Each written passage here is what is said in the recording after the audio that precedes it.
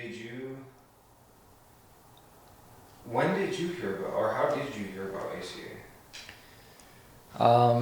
After I separated with my partner, Yeah. I was looking for ways to understand what had happened, and Mm-hmm. I kind of started to find stuff about codependency, and Okay, that was gotcha. my survival trait that was coming out and contributing to the dysfunction in my partner and I's relationship. And that's at least what I decided on. I figured out, like, I was sacrificing my needs. I was,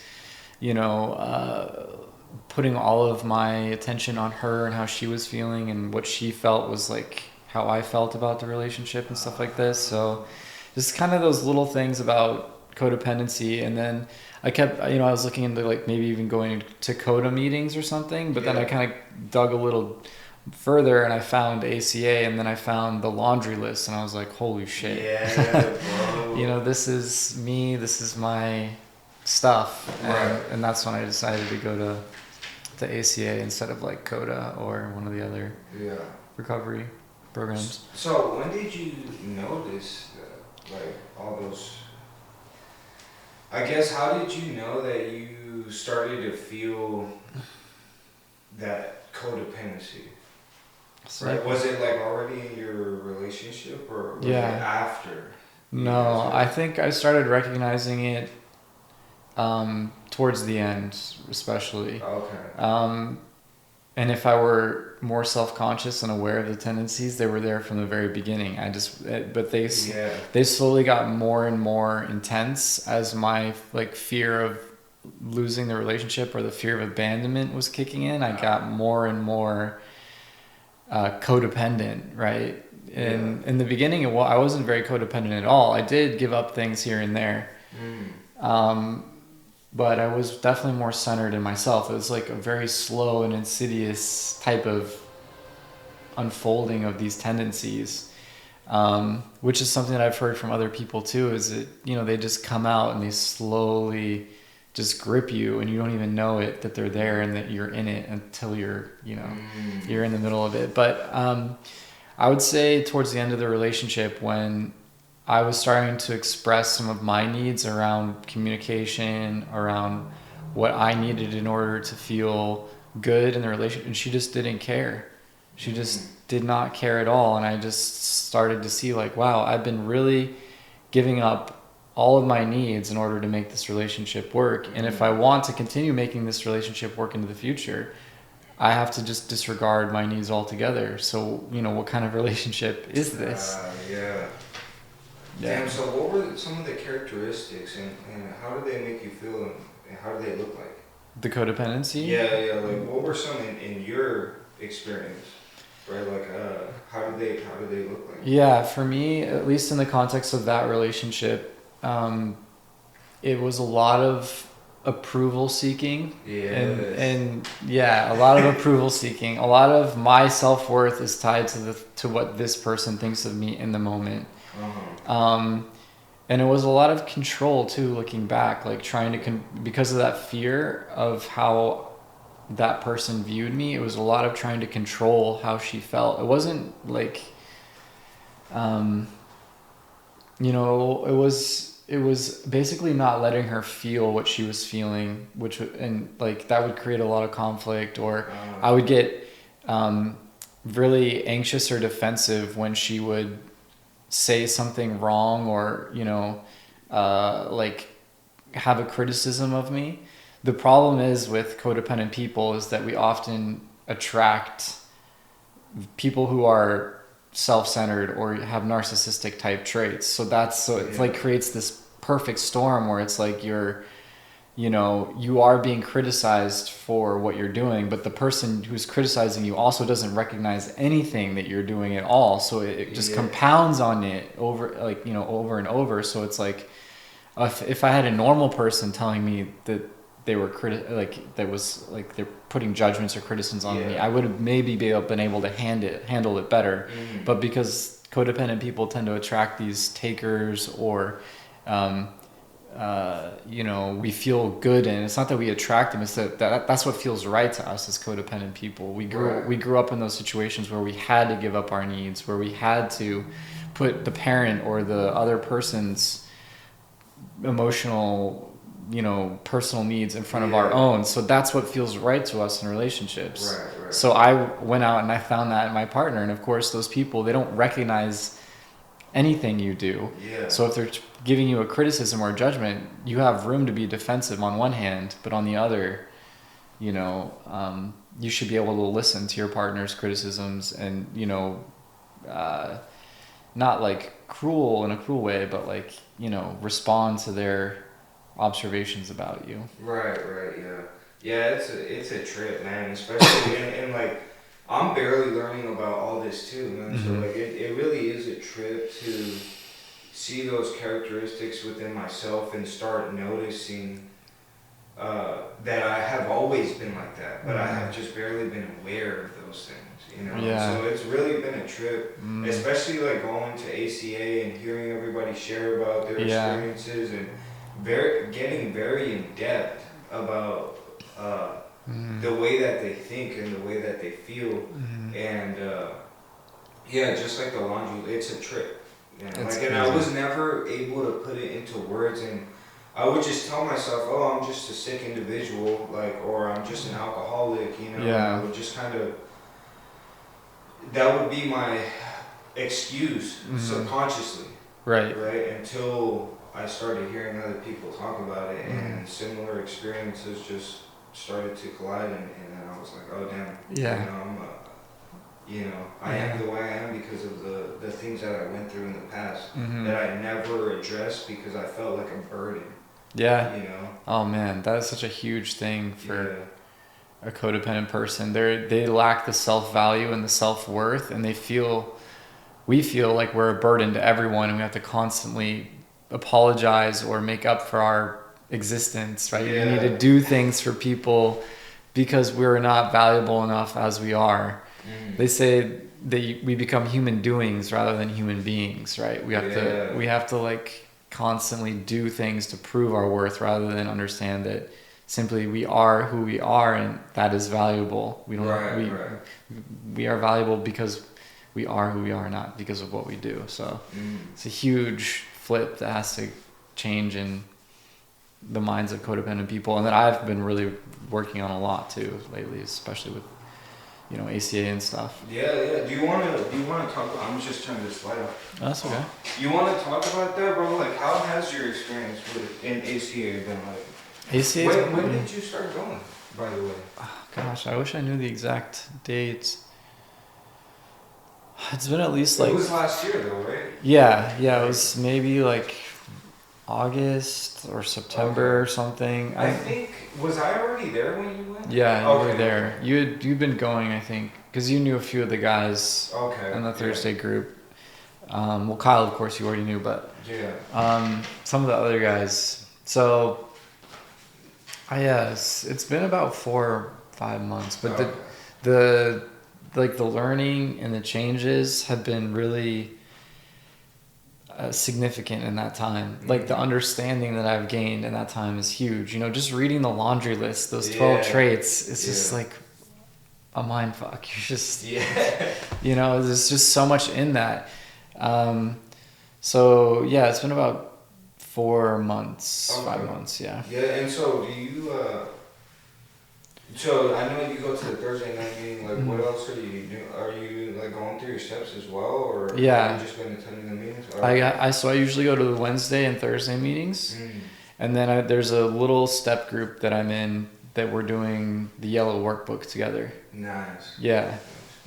How's that been? Yeah, that's been good. And I've also been doing 12-step work with some guys from Konon. So I had a friend who went through, you know, I had friends in 12-step programs in the past, basically. And I'm like, you know, so they had experiences with it. And I was looking into the 12-step programs for help and thinking about going to CODA and ACA. And before I made that decision, I hooked up with these guys.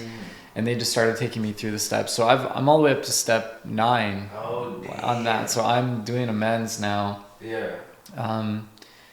But in ACA, about to start step 4, the moral inventory, and that is like intense in ACA. That is, there's 12 different exercises or something, and it's intense what they have you go through. So yeah, I've been doing, and I also have a therapist, so there's been a lot of healing. 2 12-step programs, 2 meetings, and my therapy, once, twice a month at least. Yeah. Damn, I love it, man. How is that therapy? I used to go when I was a child. Not a child, but when I was a teenager, a little bit. And I mean, I hardly remember, but how has that affected you? Have you always done therapy? No. Well, I mean, I went when I was a kid as well. I was diagnosed with bipolar disorder and ADD as a kid, and I saw a therapist for a little bit. I was put on medication, Adderall, Lamictal, mood stabilizers, SSRIs and stuff, but that was not helpful for me. Yeah. What ended up being helpful was finding the spiritual path and starting meditation, and that was what really got me off of my meds and made me sane individually. Okay. The sanity in relationships would have to come at a much later time. But I find a lot of benefit in therapy now, but you have to find the right therapist. And I think when you're trying to find a good therapist, it helps to have some familiarity around what type of therapeutic modalities you're attracted to. So you need to have a little understanding of what kind of things what you're interested in, because there's so many different kinds. There's CBT, DBT, somatic experiencing. What I've been really attracted to is internal family systems, which is a type of parts work. So you're dealing with you're viewing your psyche as having different parts, and those parts have different roles in your internal family. Okay. And then, there's some parts within us that are old patterns of behavior that are linked to childhood conditioning, or they are linked to feelings or emotions that we didn't want to hold or couldn't hold, so they were kind of pushed away, or what they call exiled in an internal family system. So these different parts hold different functions and different feelings, and part of internal family systems is getting into contact with those parts and bringing them in harmony around the self, which is like our internal core, our true self, our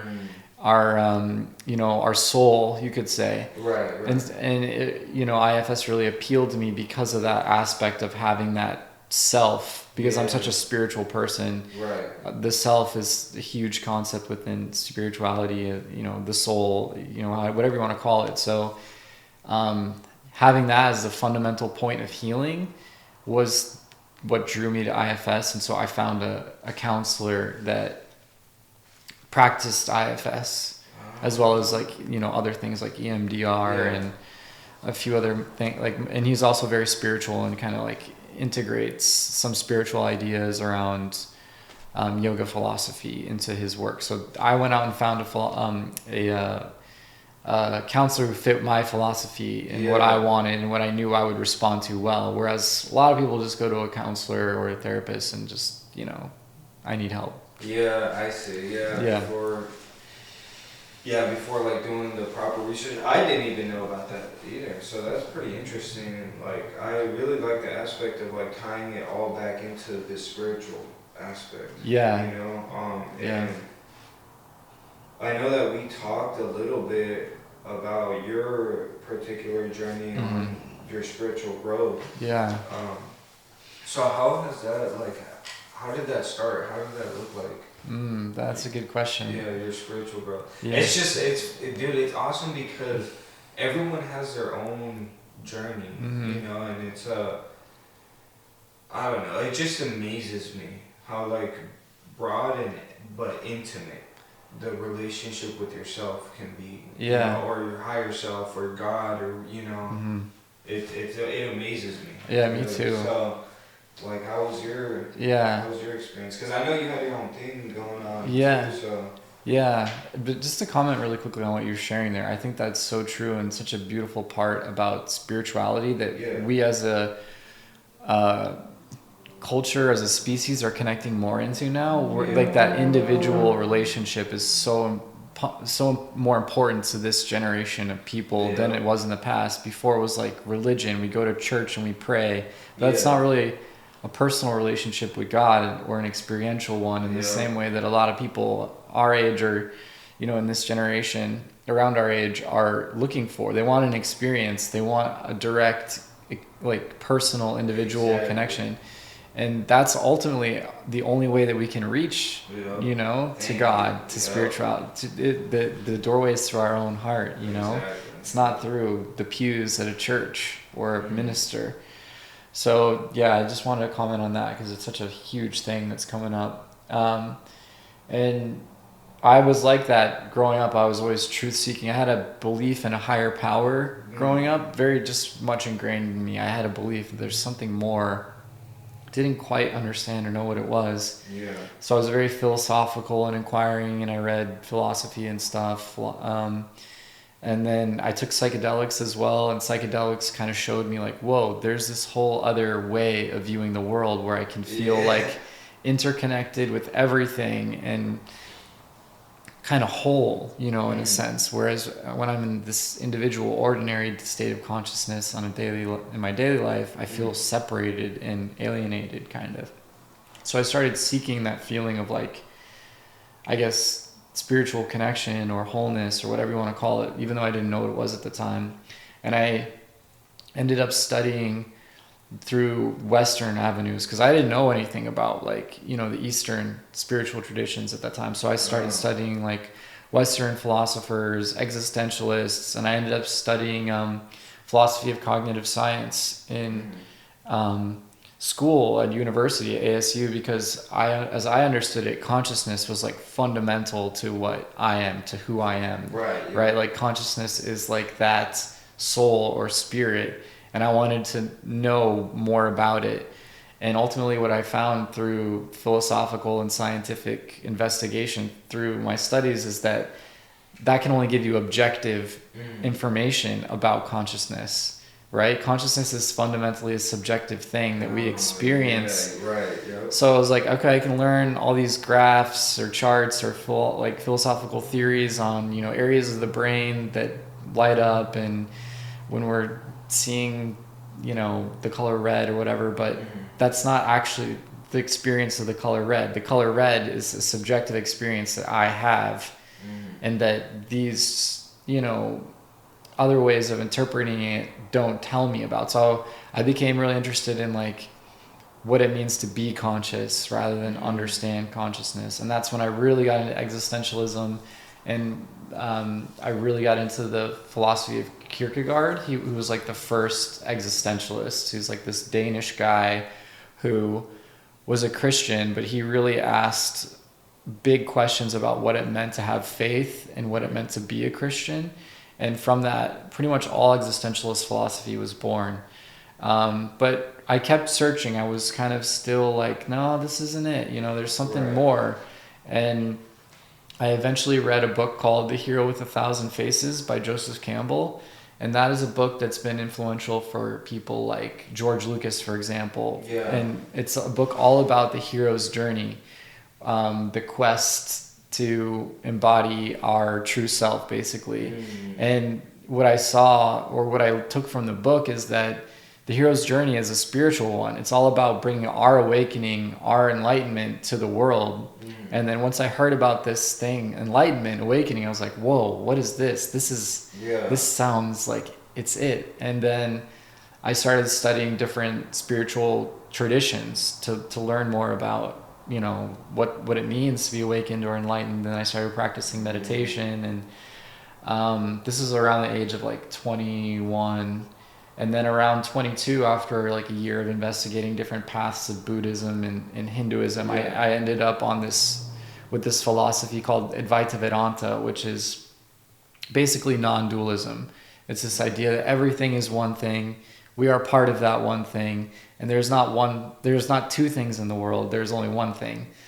And that is God. That is infinite universal consciousness, infinite universal love, whatever you want to call it. And so that was the path that I kind of took. It was a more traditional path of self-inquiry, inquiring into myself. And that's something that's related to that tradition. I also learned some meditative traditions through Kriya Yoga to help meditate better. Kriya Yoga is something that you said Korea? Kriya Yoga, not Korea Yoga, but Kriya Yoga. It's like a set of meditation technology, basically different breathing practices and basically beginning to awaken and work with the energy in the body.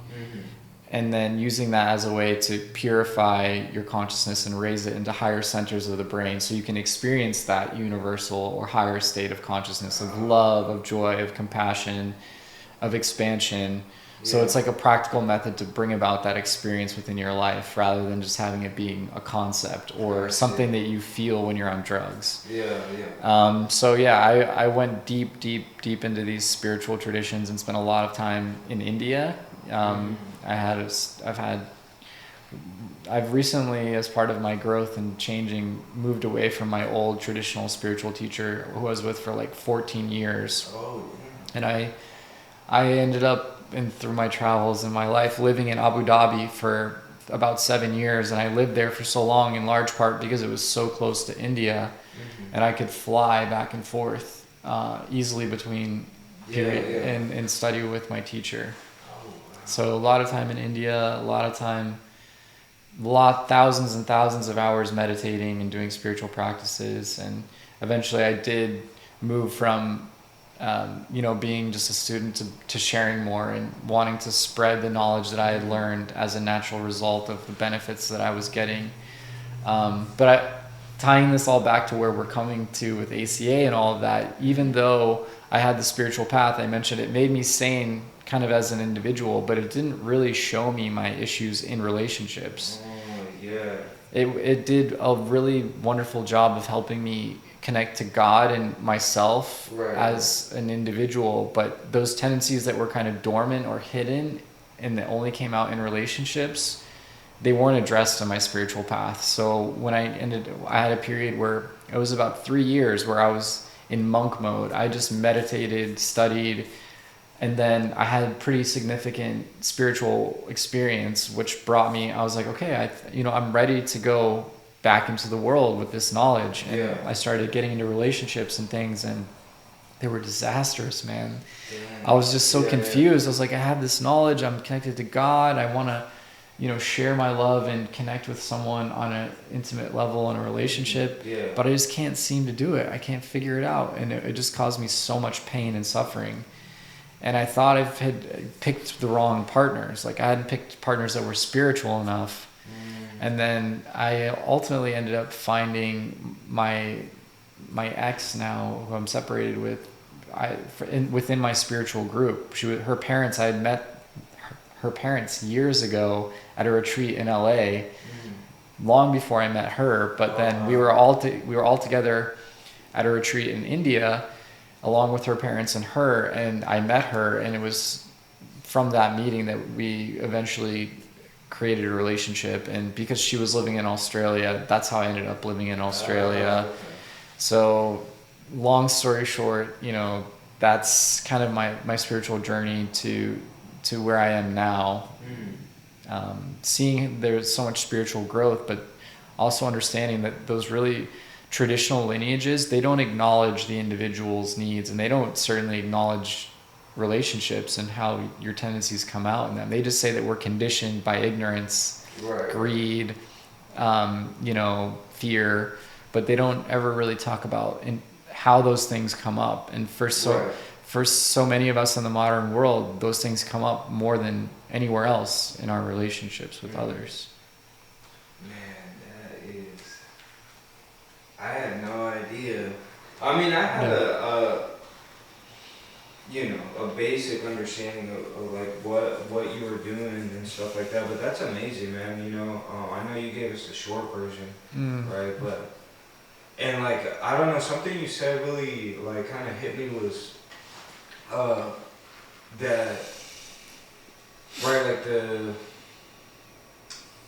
those personal feelings or emotions like are never really addressed. Right? Like, and you said something like along the lines of like, if I don't understand the severity of like my personal problems or like my emotions or the way I feel, or my defects, like how can I properly address them in a spiritual way if I don't understand the severity of them, or I don't really understand them, you know? And so like I think that's so crucial, especially because like that's really why I went to ACA, is because I started asking myself a lot more questions of like why I react the way I do.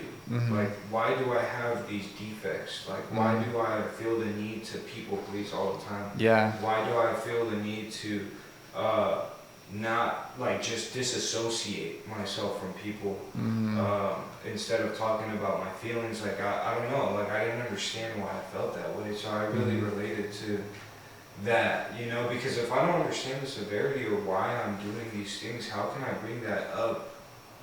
And how can I pray for these things, in my opinion? Yeah. Like, how can I bring these things up to God? How can I pray for these things? How can I work on these things if I don't understand what's going on exactly. with myself, you know? You hit it exactly on the head, man. That is, how can we address our issues if we don't know what they are? Yeah. And in the past, you know, these traditions, they were made in the Bronze Age. You know, Buddhism was made in the Bronze Age, like thousands of years ago.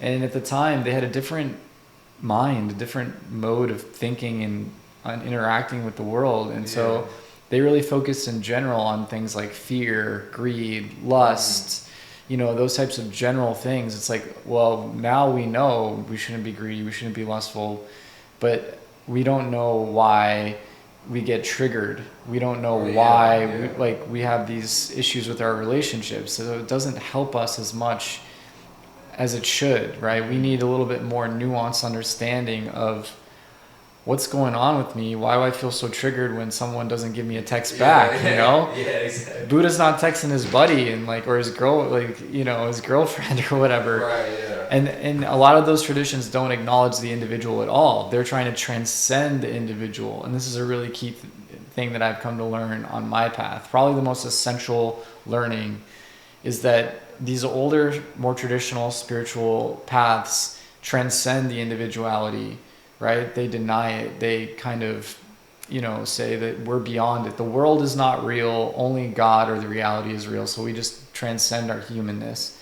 And the paths that we need now in the modern world and that are becoming more popular are paths of wholeness, paths that integrate our humanity and in fact use our humanity as a way to transcend our humanity rather than deny it, right? So it includes it rather than denies it. I see. So that's where we're going, and that's what we need to do more so than anything, because otherwise you're spiritually bypassing, or you're not looking in the right place for the answers that you need. Like you're looking to a traditional spiritual path for solutions to your marriage problems and relationships, when it's just going to tell you to go meditate or, you know, like have non-attachment towards the issues that are going on. I totally it's like almost not disregarding, but because in a way it is the answer, right? Like prayer and meditation is always the answer, you know, but like it's I don't know, I'm a human being, I'm curious about myself, right? And I want to address these things with myself and with my higher power as well. And so awareness is the first key.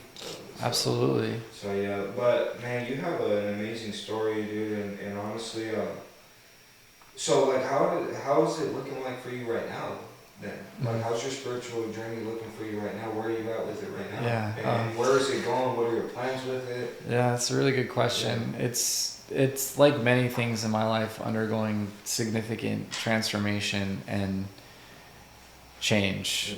So it's awesome. So I've, you know, like I was telling you, I'm 38 now. I started my disciplined spiritual practice when I was 22.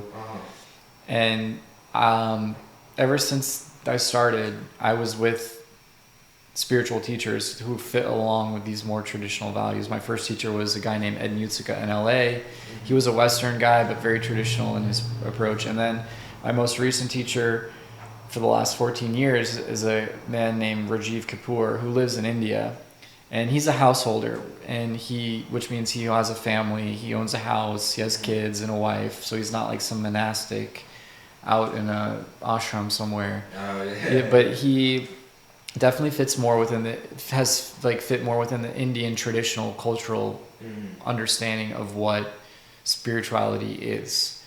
And I owe him so much. I valued my connection and my relationship to him so much. He's helped me grow so much, but I've recently stepped away from him after 14 years. That's a long time to be, I spent months staying with him in India, so much time, studying with him and learning from him. But I've just come to this stage where I need to move on and get a little bit more knowledge. And so I've gotten a new teacher who he's on YouTube. His name's Forrest Knudsen, and he's more associated with the Kriya Yoga path of the meditation and those meditative and energetic tools.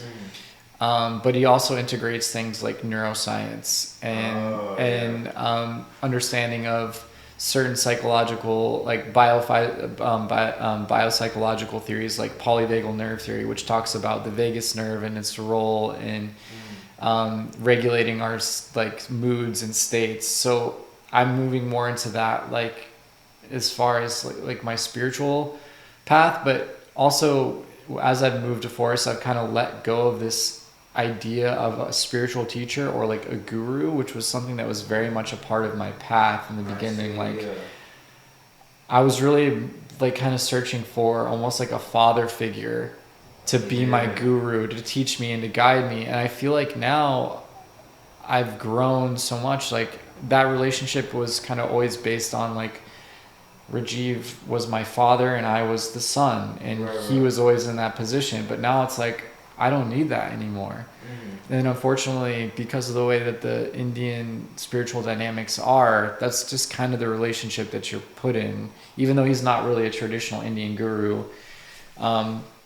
So I've moved away into seeing and humbling myself and learning more from other people, talking about my problems rather than being the person who's listening to other people's problems. Like I was doing so much with my mentoring work, and really being meek and being like, look, I don't know what I'm doing. I don't know what's going on. Sharing an ACA and has been really helpful. So like for me, connecting to other people in community and hearing their experiences has been really inspiring on my spiritual journey and inspirational to what I would want to create in the future for my work. Whereas in the past it would be like, I was thinking of like, oh, well, it would be me and then I'm teaching someone else. Now it's like, well, I think it should be more of like, maybe there's a teacher or like a, someone who's a sponsor within the group, but it's more of a community thing where everyone is sharing their experiences and their needs and their understandings and their wisdom. Because I've learned so much from the people at ACA, just sharing their wisdom. And I'm like, wow, like if this were a traditional spiritual guru setting, we'd all be listening to one person. And I'd be losing out on all the wisdom and experiences of these other people.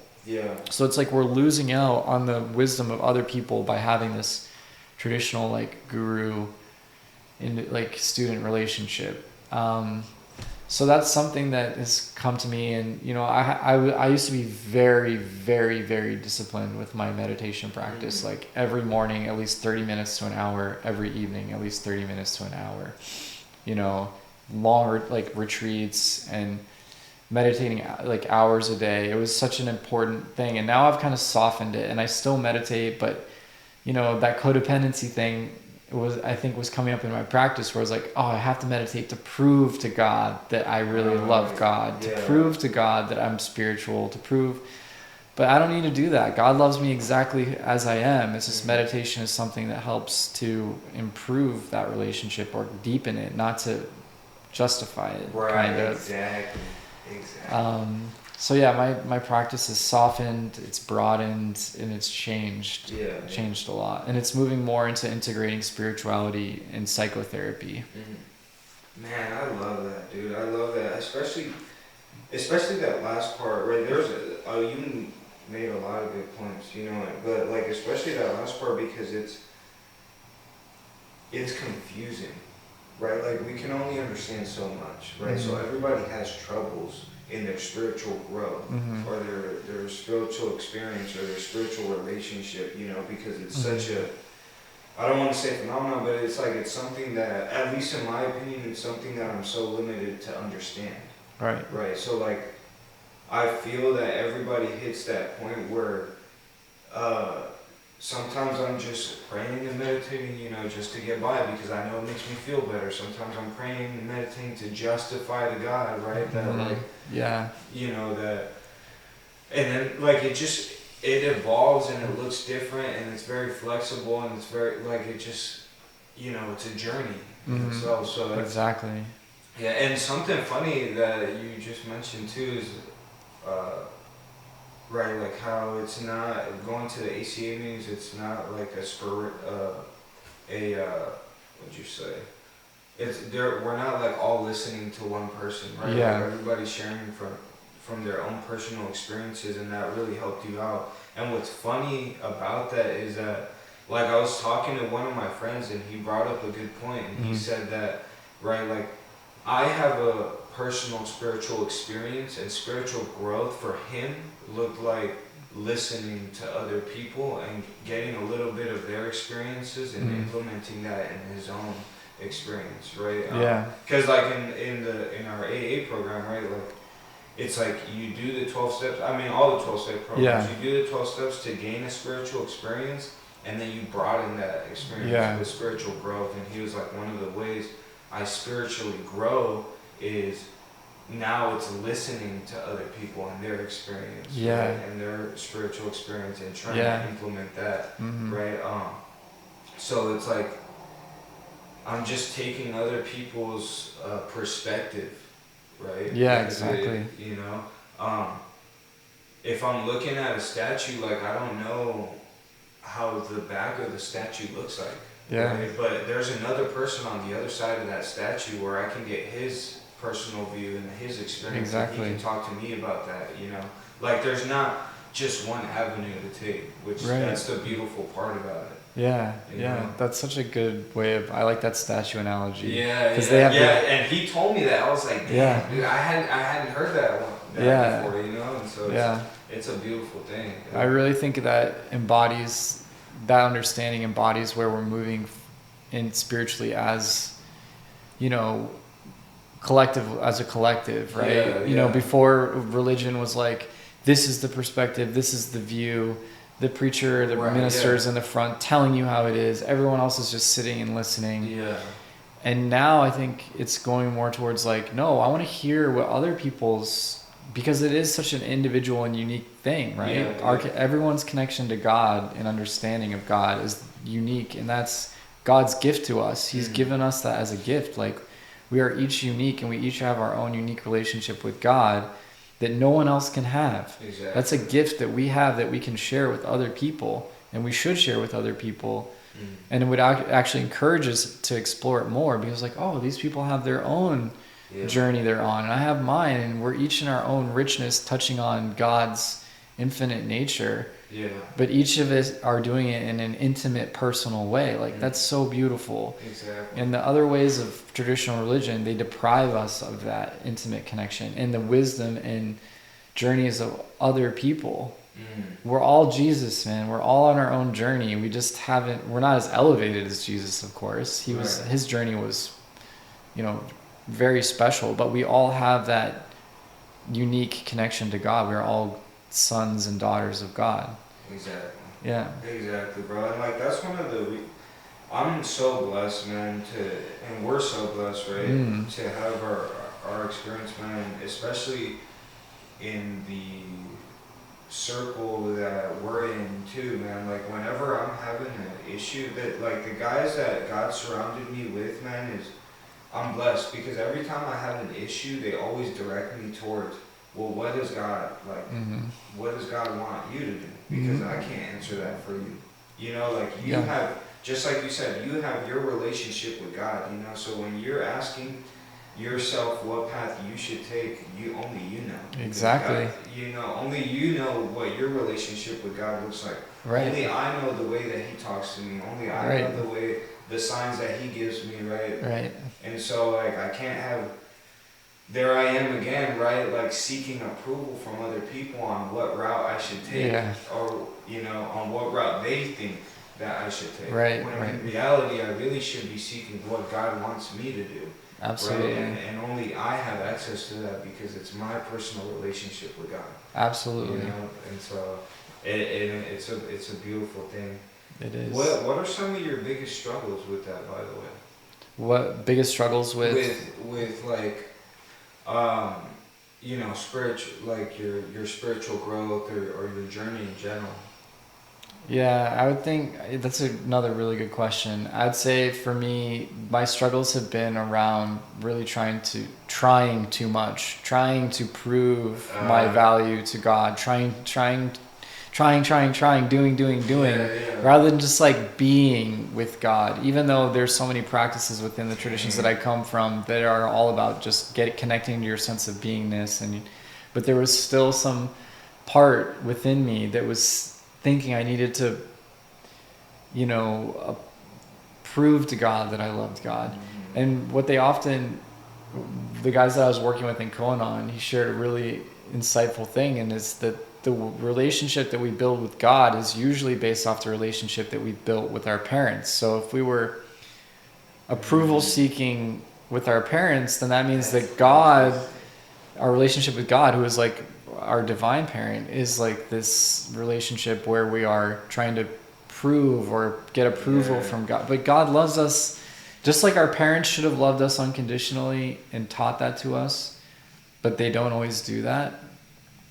So we lose it. But God does love us unconditionally without any need to prove it, right? He sees into our heart and knows us better than anyone. So that need to kind of like prove myself prove to God that I love God, and like the discipline that came around my meditation practice from that, you know, like my meditation practice even became would at times I think even become counterproductive, because I'd be sitting there trying to meditate, improve myself as a spiritual person, rather than just meditating and being spiritual. And it wasn't always that way, but and another one that has been really difficult and is connected to this is like just a lack of feeling self-worth, like, and always trying to seek that approval in other people, like just not understanding that I am loved whether I make a mistake or whether I succeed, because I wasn't given that as a kid.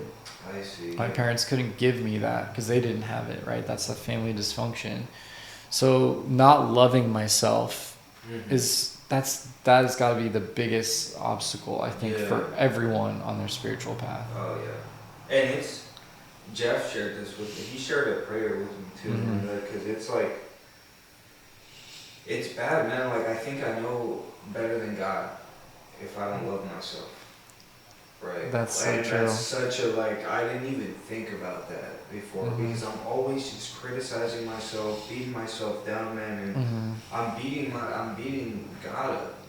You know, I'm thinking I know better than God, right? Like, I'm thinking that I'm not worthy of God's love and this and that. Like, it's just, I'm made in the image of God, so I should accept myself. And so when I do accept myself, I'm accepting God's will. If I'm not accepting myself, you're fighting as well. Exactly. Yeah. Exactly.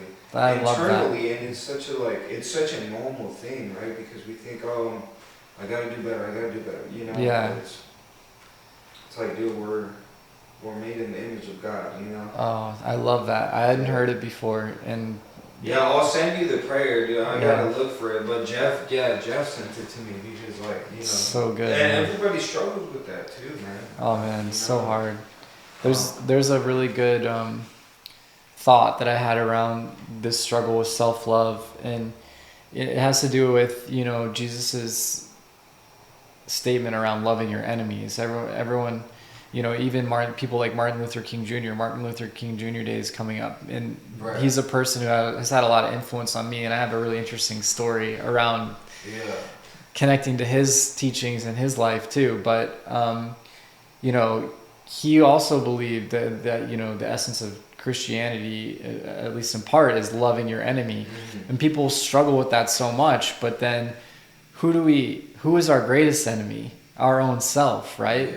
So, our struggle to love our external enemies becomes in much different perspective when we understand that we are our own biggest enemy, I see. Yeah. So it's like, hey, yeah, okay, hating a person, like loving the person who is your enemy is difficult, but actually there's no greater enemy in this world to you than your own self. Exactly. So if you can love yourself, you can love that enemy outside you too. Yeah. Damn, dude. Yeah, that is so true. Mm-hmm. That is so true. What's one of the and we'll probably end with this question, man. Like, Okay. what's the most recent inspiration that you've received, or the greatest inspiration that you've received? Whether it be something that you've read, or something that one of your teachers taught you, something that you probably recently heard. Mm-hmm. I don't know. What's one of the Wow, that's a good question. biggest inspirations, or recent? I would say my biggest inspiration is this understanding, or this like realization around wholeness that I've come to, and understanding that in order to come to wholeness, we need to honor our human individual self and our divine infinite self, and it's through merging these two and living in harmony with both of them that we are truly human. Actually, I'll give the example of what's been really recently inspiring to me, and it comes from Kierkegaard, that philosopher. Okay. And he gives this example in a book called Fear and Trembling of two nights. One is called the Night of Reticence, and the other is called the Night of Faith. And the Night of Reticence is the person who has that perspective of being separated or holier than the world. Like they're like an ascetic or renunciate. They renounce the world, they go to the mountain, they go to the cloister or whatever, and they're totally immersed in their, in God or whatever. So that they're, through their reticence or removal of themselves from the world, they are trying to connect to God. And Kierkegaard would say that type of relationship is flawed. We actually need to be a knight of faith, and the knight of faith is the person who confronts the individual human part of life and the universal incomprehensible part of life with faith, right? There's this sense of, he calls it the absurd, which is like we can never know the infinite, yet we have to live in a relationship to it because it's part of who we are, and that's it's like an absurd thing. So but we need to honor that relationship, not run away from it and renounce it as the Night of Reticence does. We need to be a knight of faith, and in the face of the unknown, of the infinite, as an individual, we need to be like, yes, let's honor that I can address the absurd or the fear of the unknown or the anxiety of choice, because as human beings we have freedom and we have anxiety which comes from that freedom. They call it like the dizzying heights of freedom, where you're looking down at the many vast vistas of choices that you can make, and it's like, well, which way do I go? It's anxiety inducing. But the Knight of Faith takes his faith in himself and in that unknown and honors that is where we are truly human. So being a knight of faith is something that's really inspired me lately. Damn, that's so interesting. So what author is that? His name is Kierkegaard. He's an interesting guy. So he didn't write his philosophy down like in statements, like. Is he an older author? Or? Yeah, like from I think the 17th century or something like that.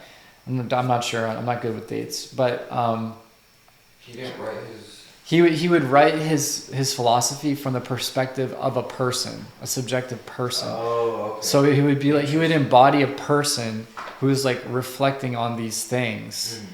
So he would have all these pseudonyms where he would present ideas through someone's personal subjective experience. And again, that's why I loved his philosophy, because most philosophers are writing in this really dense, logical, like series of paragraphs or statements, and he is instead talking about a person's, like, he's embodying a person and expressing their perspective on the world, and in doing that, sharing a philosophy, but not like explicitly writing it out. You kind of have to like read between the lines a little bit. But so anyways, being a knight of faith to me is my inspiration right now, like confronting this paradox that we have of being an individual while also being universal or in relationship with the universal. Would you say it's a constant battle?